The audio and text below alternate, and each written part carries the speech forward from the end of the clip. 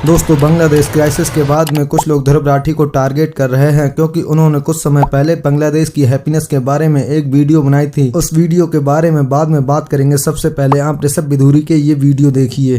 ध्रुव राठी और लेफ्ट के बहुत सारे सोशल मीडिया इन्फ्लुएंसर्स कुछ टाइम पहले बांग्लादेश की बहुत तारीफें कर रहे थे। बांग्लादेश की हैप्पीनेस रिपोर्ट देखो, जीडीपी ग्रोथ देखो, इंडिया से ज्यादा बेहतर है, पर कैपिटा इनकम बेहतर है। और अब वही लोग भी एक्सप्लेन कर रही है कि शेख हसीना जो है वो डिक्टेटर है, लोगों को उन्होंने बांध के रखा हुआ है, डेमोक्रेसी नहीं है वहाँ पे। अचानक से इनका एनालिसिस चेंज हो गया। समझ नहीं आ रहा कि डिक्टेटरशिप में लोग खुश कैसे थे। लेकिन अब ये so called social media influencers क्या करें। उस टाइम तो इनको लगा था कि भाई हाँ, वेस्ट नैरेटिव भी यही सेट कर रहा है कि बांग्लादेश तगड़ा कंट्री है, बढ़िया ग्रो कर रहा है और बांग्लादेश से हम लोग सब्सक्राइबर्स भी गेन कर सकते हैं। तो उस टाइम तो मजे आ रहे थे। इसके अलावा बीजेपी के स्पोक पर्सन शहजाद पूनेवाला ने भी ट्विटर पर एक पोस्ट लिखा जिसमें उन्होंने ध्रुव राठी को स्टूपिड बताया। भाजपा आरएसएस कोई हिंदू नहीं है, वो सिर्फ ड्रामा है।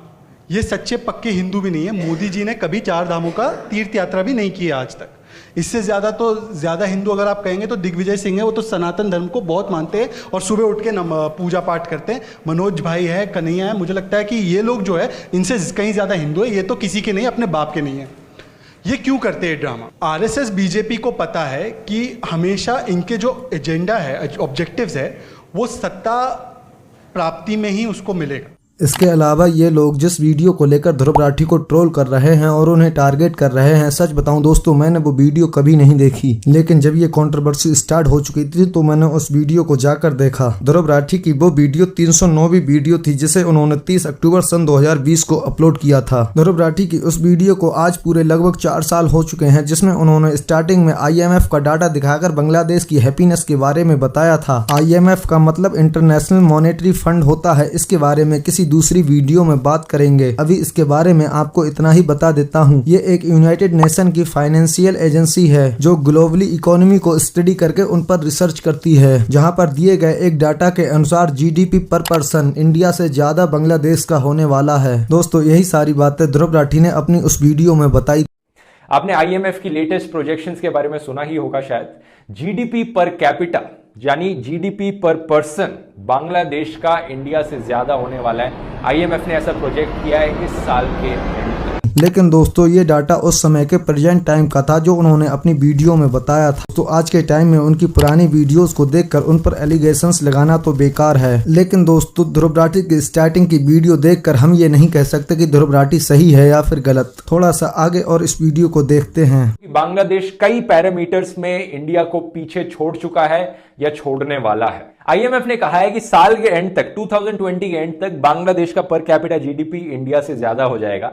लेकिन IMF ने यह भी प्रोजेक्ट किया है कि 2021 में इंडिया का पर कैपिटा GDP फिर से आगे निकल जाएगा बांग्लादेश के पर कैपिटा GDP से। बांग्लादेश इंडिया से कोई कम पॉपुलेटेड कंट्री नहीं है। इनफैक्ट बांग्लादेश दुनिया की मोस्ट डेंसली पॉपुलेटेड कंट्री है, इंडिया से 3 टाइम्स ज्यादा डेंसली पॉपुलेटेड। तो अगर कोरोना वायरस फैला था तो बांग्लादेश में और भी तेजी से फैलना चाहिए था, उन्हें और भी ज्यादा बुरा असर करना चाहिए। और कुछ लोग अपना रोना धोना शुरू कर देंगे अगर ये मैं फिर से करने लग गया तो, कि प्लीज मोदी जी ने कुछ नहीं किया है, मोदी जी ने इकोनॉमी का सत्यानाश किया तो कुछ सोचकर ही किया होगा, प्लीज मोदी जी को क्रिटिसाइज मत करो।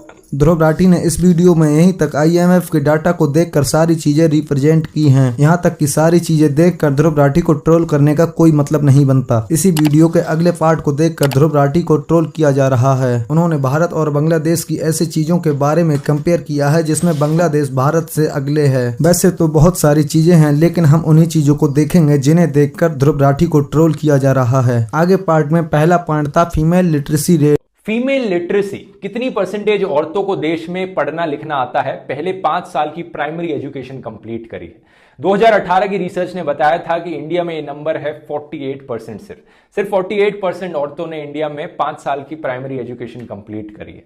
कंपेयर करो नेपाल से 92%, पाकिस्तान में 74%, बांग्लादेश में 54%। ध्रुव राठी ने अपनी इस वीडियो में 2018 की एक रिपोर्ट का रेफरेंस दिया था। इस रिपोर्ट के अनुसार 2018 में भारत में 48% फीमेल ने एजुकेशन ली थी, लेकिन वही बांग्लादेश में भारत के मुकाबले फीमेल लिटरेसी रेट 58% था, जो कि इंडिया के कंपैरिजन में कहीं ज्यादा था। तो इस बात को लेकर तो हम ध्रुव राठी को ट्रोल नहीं कर सकते। मैंने भी थोड़ी सी रिसर्च की तो मुझे 2019 और 21 का डाटा मिला। यहाँ पर आप देख सकते हैं इंडिया में फीमेल लिटरेसी रेट 71% है। तो क्या ध्रुव राठी ने आपको गलत बताया था? ऐसा बिल्कुल नहीं है। उन्होंने अपनी वीडियो में जो लिटरेसी रेट बताया था वो सन 2018 का था। यहाँ तक कि इस वीडियो में ध्रुव राठी ने कोई भी ऐसा फैक्ट नहीं बताया जहाँ पर उनकी गलती हो। लेकिन दोस्तों उन्हीं की इस वीडियो में थोड़ा सा और आगे बढ़ते हैं, इसके बाद हम कंक्लूड करेंगे, क्योंकि ये लोग जो ध्रुव राठी को ट्रोल कर रहे हैं उसके पीछे कोई ना कोई तो कारण जरूर होगा। आगे ध्रुव राठी ने इंडिया और बांग्लादेश के हेल्थ केयर को कंपेयर किया था। लाइफ एक्सपेक्टेंसी ऑन एवरेज देश में रहने वाले लोग कितनी उम्र तक जीते हैं, एक अच्छा इंडिकेटर है जज करने के लिए कि देश का हेल्थ केयर सिस्टम कैसा है, लोगों को एक्चुअली में उससे फर्क पड़ रहा है, लोगों की हेल्थ की सुरक्षा हो रही है उससे या नहीं हो रही। एवरेज बांग्लादेशी एवरेज इंडियन से 3 साल ज्यादा जीता है। लाइफ एक्सपेक्टेंसी फॉर मेल्स है बांग्लादेश में 71 और फॉर फीमेल्स है 74, और दूसरी तरफ इंडिया में यही फिगर्स हैं 67 और 70। दोस्तों यहाँ पर जब हेल्थ केयर की बात हो ही रही है तो मैं आपको बता दूं इंडिया में हेल्थ इंश्योरेंस पर भी टैक्स लगाया जा रहा है। अपोजिशन वाले इस हेल्थ केयर टैक्स को कैंसिल करने की बात कर रहे हैं। दोस्तों अब आप समझ सकते हैं जिस कंट्री में हेल्थ इंश्योरेंस को लेकर टैक्स लगाया जा रहा है उस गवर्नमेंट की जनता को लेकर क्या प्रायोरिटी है। दोस्तों अब आते हैं इस वीडियो के कंक्लूजन पर। जो आज के समय में बांग्लादेश में क्राइसिस हो रहा है ये हम एक्सप्रेशन मान सकते हैं, क्योंकि किसी ने एक्सपेक्ट नहीं किया था। क्योंकि जो देश हमसे बहुत सालों बाद सन 1971 में बना हो, एक टाइम पर उसकी इकोनॉमी इतनी गिर गई थी कि वहां पर लोग भुखमरी का शिकार हो रहे थे, और आज प्रेजेंट टाइम में वो कुछ सेक्टर्स में हमसे आगे है, तो हमें उससे सीखने की जरूरत है, उसे अप्रिशिएट करने की जरूरत है। यही सारी बातें ध्रुव राठी ने अपनी उस वीडियो में बताई थी। आपका एक लाइक और सब्सक्राइब हमें अच्छी वीडियो बनाने के लिए मोटिवेट करता है।